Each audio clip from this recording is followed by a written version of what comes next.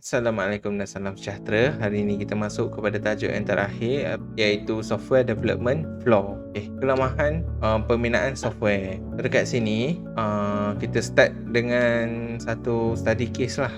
Bill Gates. Bill Gates ni orang yang mencipta Microsoft, kan? Orang yang mencipta Windows. Dekat sini dia nak kata komputer ni mesti ada kelemahan software. Software ni mesti ada flaw, ada kelemahan. Jadi orang yang buat coding dia fokus untuk menyelesaikan masalah tersebut. Masalah yang flaw tadi lah. Contoh ada bug dan sebagainya. Jadi dekat sini setiap kod yang dibuat adalah bertanggungjawab. Owner yang buat kod tersebut bertanggungjawab untuk melihat semula dia punya design, dia punya flaw dia, kelemahan yang ada dekat sesuatu programming software tersebut.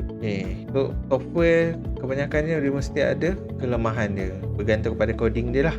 Jadi dekat sini, apakah kelebihan quality software tersebut? Quality software, kita cakap pasal software, macam-macam software ada kat pasaran. Ada yang berbayar, ada open source, ada yang kita buat sendiri. Kesemua ni perlulah memenuhi citarasa pengguna nak. Lepas tu kena ada software yang boleh menggunakan AI, contohnya fuzzy logic ataupun aircraft. Benda ni sangatlah dititik beratkan supaya tidak tersilap. Contohnya kalau dari segi aircraft ni, kapal terbang kalau tersilap boleh crash. Macam ada satu video YouTube yang awak boleh tengok, helikopter Agusta ni, dia kesilapan dia punya programming, kan, dia punya software komputer dia, sebelum nak terbang dia automatic dia pusing, helikopter tu pusing sendiri, terempas. Helikopter tu dia tak terbang lagi, dia dah berpusing. Maksudnya dekat sini komputer dia ada masalah, ada bug. Jadi inilah peranan quality software. Kita kena check quality software. Contoh-contoh selain daripada ni, airline dan bank. Bank memang kena lah, memang kena tepat. Tak boleh tak tepat. Lepas tu decision support system. Benda-benda penting. Komputer yang decide benda yang penting. Contohnya MIS, Management Information System, kan. Dia lebih fokus kepada software tersebut. Apa-apa decide ni software ni kena tahu. Software ni akan bagi keputusan. Jadi dia risau dekat sini, kalau software tu silap bagi keputusan, dia akan merugikan bisnes. Microsoft has million of line code even if 99.9% ni, dia kata kalau tak ada kerosakannya, tapi satu bug mesti ada per 100,000 line of code. So banyak sangat. Benda ni banyak sangat. Jadi kita kena buat software testing. Software testing ni apa? Kita test software tersebut, kita cuba. Sama juga macam multimedia pun dia ada test dia, kan.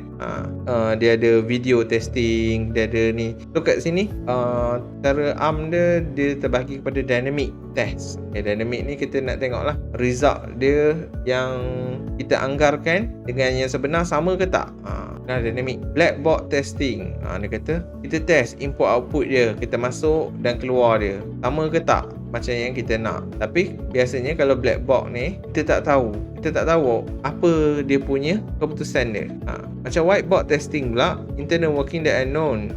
Benda ni yang kita dah tahu dah apa kelemahan dia, kita nak test. Black box kita tak tahu, kita test je semua. Static testing, program khas yang digunakan untuk melihat kod tersebut, ataupun suspicious pattern yang kemungkinan dipanggil rosak.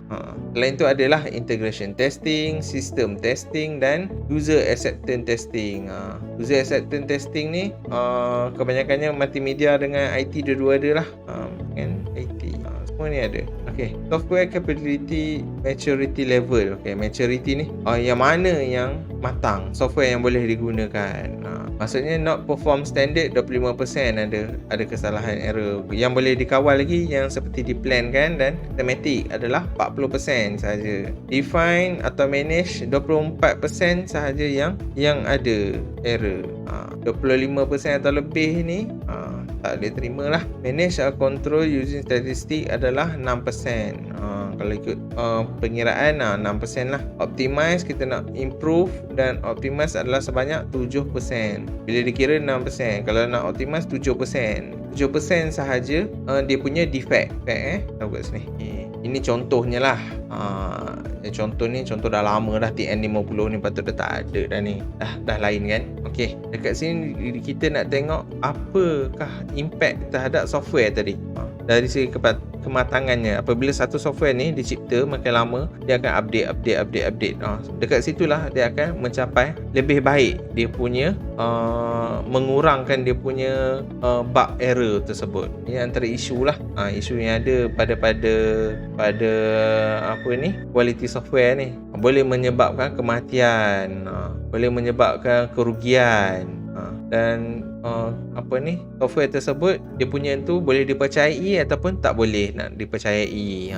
Inilah critical issue dia. Contohnya helikopter terhempas, kegagalan elektrik, healthcare. Contohnya jantung tak berfungsi kan.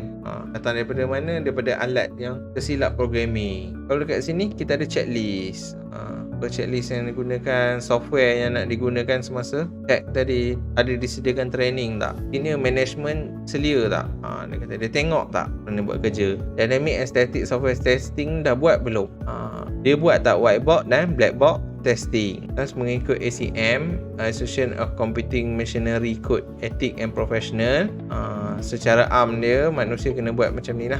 Boleh contribute software tersebut, tak ada mendatangkan kecederaan, jujur, fair, take action, not discriminate, honor property right, copyright patent, proper credit to intellectual property. Kita gunakan barang-barang yang sah lah. Respect privacy, ada honor confidentiality. Ini pula adalah professional responsibility. Bagaimana kita nak jadi seorang yang profesional dalam etika ni. Lepas kita cerita tentang software, kita cerita tentang etika profesional. So kat sini lah, ni ada quality dia. Boleh baca sendiri ini. Code of ethic.